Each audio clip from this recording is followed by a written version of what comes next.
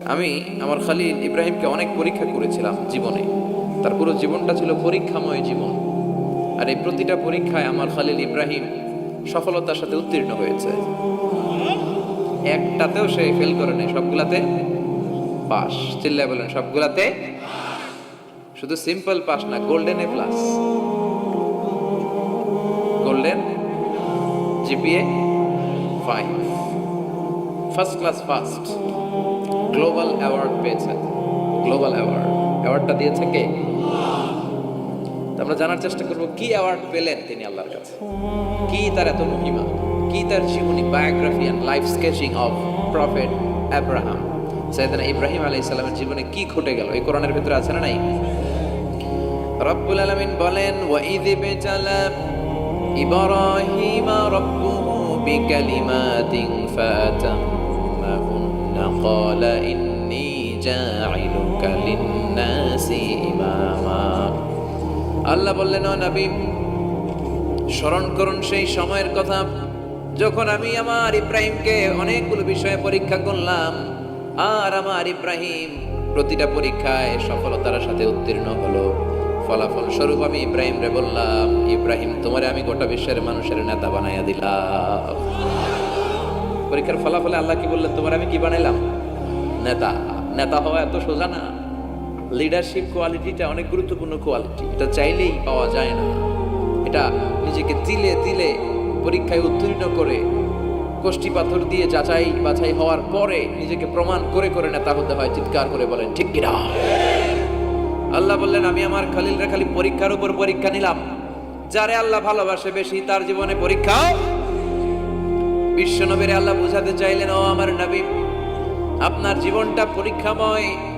এত পরীক্ষা দেখে বিচলিত হওয়ার কিছু নাই, টেনশনে পড়ার কিছু নাই, নিরাশ হওয়ার কিছু নাই। আপনার পিতা ইব্রাহিমকেও এরকম অনেকগুলো আমি পরীক্ষা নিয়েছি, আর প্রতিটা পরীক্ষায় আমার ইব্রাহিম খালিল সফলতার সাথে উত্তীর্ণ হয়েছে। আশাদ্দুন নাসি বালাআন আল আম্বিয়া। এই পৃথিবীতে সবচেয়ে বেশি বালা মুসিবত আর পরীক্ষা আসে নবীদের। কাদের? সুম্মাল আমসাল ফাল আমসাল। এরপরে সিদ্দিকিনদের, শুহাদাদের, সালেহিনদের। ইবতালা আর রাজুলু হাসাবা দীনি। ব্যক্তির দিনদারি যত বেশি তার উপর আল্লাহর পরীক্ষা। এজন্য মুমিন পরীক্ষাতে ভয় পায় না, মুমিন কখনো বিচলিত হয় না। মুমিন ভরসা রাখে একজনের উপর। চিল্লায় বলেন যিনি কে? আল্লাহ বললেন, পরীক্ষার পর পাহাড় সম পরীক্ষা দিয়ে আমি আমার খালিল ইব্রাহিমকে যাচাই করেছি। একটা পরীক্ষায় ইব্রাহিম ফেল করে নাই, প্রতিটা পরীক্ষায় পাস। এগুলো বলে বলে বিশ্বনবীর আল্লাহ সান্ত্বনা দিচ্ছেন, নবী, ওরা আপনারে গালি দেয় জাদুকর বলে, ওরা আপনারে গালি দেয় গণক বলে, ওরা আপনারে কবি বলে গালি দেয়, ওরা আপনারে পাগল বলে গালি দেয়। একটার পর একটা পরীক্ষায় আপনি জর্জরিত হচ্ছেন। নবী, আপনার পিতা ইব্রাহিম তার চেয়েও বেশি পরীক্ষায় পড়েছে। দুনিয়াতে আমরাও যারা পরীক্ষার শিকার, আমরাও সাইয়েদনা ইব্রাহিমের জীবনী থেকে শিক্ষা নেওয়ার দরকার আছে না নাই? গালি আসবে, মন্দ কথা আসবে, বিপদ আসবে, জেল জরিমানা আসবে, ঝুঁকি আসবে। এই ঝুঁকি আর রিস্কের মধ্য দিয়ে কালিমার দাওয়াতের প্রচারের কাজ করতে হবে। চিল্লায় এখন ঠিক কিনা? এটাই মুমিনের বৈশিষ্ট্য। ঝুঁকি, বিপদ, পরীক্ষা, বালা মুসিবত, এগুলো মুমিনের লক ছাড়ে না, পিস ছাড়ে না। কারণ মুমিনরে পছন্দ করে কে? মুমিন খুব ভালো করেই জানে বিপদের পরেই বিজয় দান করবে কে। রাত্রি যত গভীর হয়, সুবহে সাদিকের সময় কাছে আসতে থাকে, গর্ভবতী নারীর পেটের ব্যথা যত বাড়তে থাকে, নতুন মেহমান দুনিয়ায় আসার সময় ঘনাতে থাকে, তেমনি ইসলামের পক্ষে যারা কথা বলে তাদের উপর বিপদ, ঝুঁকি, অত্যাচার, অনাচার যত বাড়তে থাকে, কালেমার বিজয়ের সময়টাও কাছে আসতে থাকে, কাছে আসতে থাকে। এই নাজরানা আমাদেরকে দিতে হবে। পরীক্ষায় আমাদেরকে সাইয়েদনা ইব্রাহিমের মতো উত্তীর্ণ হতে হবে। জালিমরা বেশি দিন থাকতে পারে না, এটা ইতিহাস সাক্ষী। কথা বলেন। যারা জুলুম করে তাদের জন্য তো সাহায্য নাই, যারা মাজলুম তাদের জন্য সাহায্য। বদরের প্রান্তরে 313 জন মাত্র দরিদ্র গরিব মাজলুম সাহাবী, তাদের জন্য আকাশ থেকে ফেরেশতা দিয়ে নুসরাত সাহায্য করেছে কে? তার মানে মাজলুম আল্লাহর পক্ষে আর জালিমের বিপক্ষে, ঠিক কি না? জালিমের জন্য কোনো সাহায্য নাই, বরং দুনিয়ায় যারা জুলুম করে তাদের ক্ষমতা বেশি দিন থাকে না। ফেরাউন বেশি দিন থাকে নাই, থাকছে? নমরুদ বেশি দিন থাকে নাই, থাকছে? থাকতে পারে না। যারা দুনিয়াতে রক্ত ঝরায় এরা থাকতে পারে না, বরং যাদের রক্ত ঝরে তাদেরকে আল্লাহ বিজয় দিয়ে দেয়। আর যারা রক্ত ঝরায় এদের শেষ রক্ষাও হয় না, এরা জান নিয়ে পালাবার সুযোগ পায় না। কথা বলেন। এজন্য পরীক্ষা আসলে মুমিন ভয় পাবে? মুমিনের হৃদয়ে ভয় আছে কার? চিল্লায় বলেন। আল্লাহর ভয় নিয়ে থাকতে হবে। সাইয়েদনা ইব্রাহিমকে একটার পর একটা পরীক্ষায় আল্লাহ ফেলেছেন, একটার পর একটা পরীক্ষায় আল্লাহ ফেলেছেন, কিন্তু এই পরীক্ষায় তিনি গোল্ডেন প্লাস। সুবহানাল্লাহ পড়েন। রব্বুল আলামিন বলেন, وَإِذِ ابْتَلَى إِبْرَاهِيمَ رَبُّهُ بِكَلِمَاتٍ فَأَتَمَّهُنَّ قَالَ إِنِّي جَاعِلُكَ لِلنَّاسِ إِمَامًا। ও খলিল, একটার পর একটা পরীক্ষা আমি তোমার জীবনে নিয়েছি। বিশ্বনবীরা বললেন, আমার ইব্রাহিমের উপর একটার পর একটা পরীক্ষা আমি নিয়েছি। ইব্রাহিম প্রতিটা পরীক্ষায় পাস। আর খুশি হয়ে আমি বললাম, ইব্রাহিম আমি তোমার নেতা বানিয়ে দিলাম। আল্লাহ put Sayyidina Ibrahim in some tests and trials. And Sayyidina Ibrahim successfully overcome all the tests. Allah said, Ibrahim, I'm gonna make you the leader. Ibrahim, আমি তোর লিডার বানাই দেব। এই ফলাফল স্বরূপ তোমার আমি গোটা বিশ্বের নেতা বানাই দেব। I'm gonna make you the leader. এজন্য সাইয়েদনা ইব্রাহিমকে নেতা বানাই দিলেন কে? একটার পর একটা পরীক্ষা দিয়ে দিয়েছেন। একটাও সাধারণ পরীক্ষা ছিল না, সব ভয়ঙ্কর পরীক্ষা। পরীক্ষাগুলো ছিল অগ্নি পরীক্ষা। পরীক্ষা নাম্বার 1 ইলকাউহু ফিন্নার, আগুনের পরীক্ষা। নমরুদ বলে, ইব্রাহিম ঈমান ত্যাগ করো, না হলে আগুনে ফেলবো। কোথায় ফেলবো? সাইয়েদনা ইব্রাহিম বলে, আমার জীবন যাবে কিন্তু ঈমান যাবে।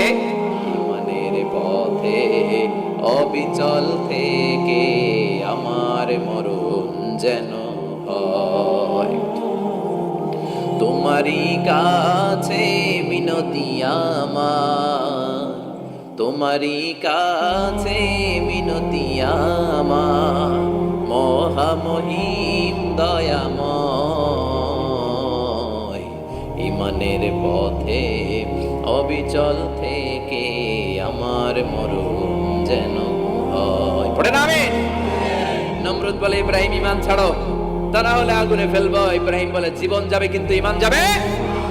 তার মানে পরীক্ষায় পাস, আগুনে ফেলে দেয়া হলো। ঈমান হারা করতে পারে নাই নমরুদ। তার মানে আগুনের পরীক্ষায় নাকি ফেল না পাস? পরীক্ষা নাম্বার 1। পরীক্ষা নাম্বার 2 আল্লাহ বললেন, ইব্রাহিম কলিজার টুকরা সন্তান ইসমাইলকে আর প্রিয়তমা স্ত্রী হাজারকে মক্কার ধুধু প্রান্তরে রেখে আসো, যেখানে কোনো মানুষ নাই, কোনো পাখি নাই, কোনো প্রাণী নাই, কোনো খাওয়ার পানিও নাই, কেউ নাই, জনমানব শূন্য এলাকার মধ্যে ফ্যামিলির সবাইকে রেখে আসো, ইসমাইলরেও রেখে আসো, হাজারকেও রেখে আসো। কোনো টু শব্দ করলেন না। সাইয়েদনা ইব্রাহিম কিছু জিজ্ঞেস করলেন না, বলার সাথে সাথে ওনার স্ত্রী আর কলিজার টুকরা বাচ্চাটারে মক্কার ধুধু প্রান্তরে রেখে দিয়ে আসলেন। এই পরীক্ষায়ও, কথা বলেন, এই পরীক্ষায়ও আমাদেরকে যদি আল্লাহ বলে, যাও তোমার সন্তান তোমার স্ত্রীকে রেখে আসো সাহারা মরুভূমিতে, পারবেন? হ্যাঁ, কি পরীক্ষা দিয়ে আল্লাহর প্রিয় হয়েছে। তার মানে আগুনের পরীক্ষায় পাস, ফ্যামিলি বিসর্জন দেওয়ার পরীক্ষায় পাস। এবার আল্লাহ দেখলেন সাইয়েদনা ইব্রাহিমের হৃদয়ের মধ্যে ইসমাইলের জন্য ভালোবাসা বেশি না কম? কত বেশি জানেন? সাইয়েদনা ইসমাইল যখন দুনিয়াতে এসেছে তখন সাইয়েদনা ইব্রাহিম আলাইহিস সালামের বয়স ছিল 86। কত? আপনাকে বাগেরহাটে 86 বছর বয়সে কারো বাচ্চা কাচ্চা হয়? হ্যাঁ, আছে এরকম পালোয়ান? আছে কেউ? নাই। সাইয়েদনা ইসমাইল যখন এসেছে দুনিয়ায় তখন সাইয়েদনা ইব্রাহিমের বয়স কত ছিল? 86। তার মানে 86টা বছর আল্লাহর কাছে কাঁদছে আর দোয়া করছে, আল্লাহ একটা সন্তান দাও দাও দাও, দেয় নাই। 86 বছর বয়সে যে যেই সন্তানটা দিল, ওই সন্তানের প্রতি মায়া, দরদ, মহব্বত, ভালোবাসা বেশি না কম? আল্লাহ দেখতে চাইলেন ওই ছেলের জন্য মায়া বেশি নাকি আল্লাহর জন্য বেশি? আল্লাহ ডেকে বললেন, ইব্রাহিম দেখি হৃদয়ে কার জন্য দরদ আর ভালোবাসাটা বেশি। যাও আমার সন্তুষ্টির জন্য 86 বছর বয়সে পাওয়া কলিজার টুকরা দুধের বাচ্চা ইসমাইলকে জবাই করে আমার খুশি অর্জন করো। জবাই করো, স্যাক্রিফাইস করো, আমার জন্য উৎসর্গ করো। বলতে দেরি, ছুরি নিয়ে গলার মধ্যে ছুরি চালাতে 1 সেকেন্ডও দেরি করেনি। সুবহানাল্লাহ পড়েন।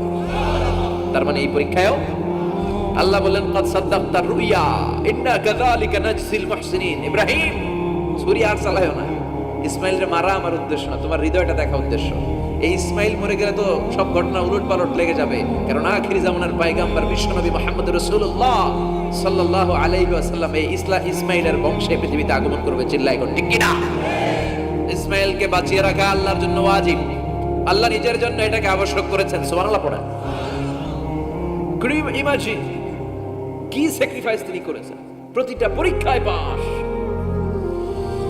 পরীক্ষা নাম্বার 4, আল্লাহ বললেন ইব্রাহিম আগুনের পরীক্ষায় পাশ করলাম, পরিবার বিসর্জনের পরীক্ষায় পাশ করলা, সন্তান বিসর্জনের পরীক্ষায় পাশ করলা, এখন তোমার আমি একটা গুরু দায়িত্ব দেব রে ইব্রাহিম। অনেক বড় দায়িত্ব, পারবা কিনা বলো? সাইয়েদনা ইব্রাহিম বলে